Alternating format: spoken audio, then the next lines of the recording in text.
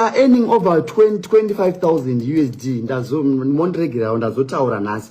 MuReZimbabwe ndaenda kubatira previous video raNyathi achitsanangura iye kuti anoena mari inokwana 25k. Izvo zvapakisa ruzhinji rweZimbabwe mubvunzo kuti why akupema mari inokwana 150 US kuti anorapwa pamwe chete nekuitwa scan. Chekutambirai pano paHot News TV. Pamuchange muchiona manews updates ezvinhu zviri kuitika munyika yedu yeZimbabwe.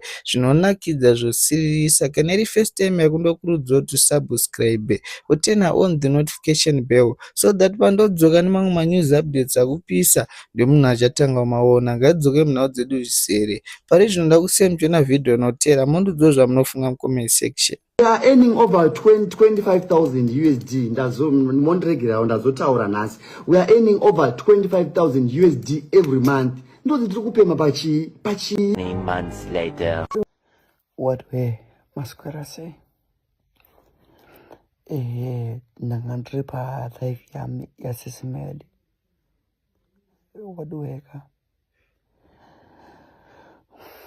handinawo zvandingakwanisa kuita but chikwadi ndokumbira rubatsiro kubva kumhuri yeZimbabwe neti vari kutaura zvakawanda about life yangu hanzi pane vandakatuka like nezvakaitika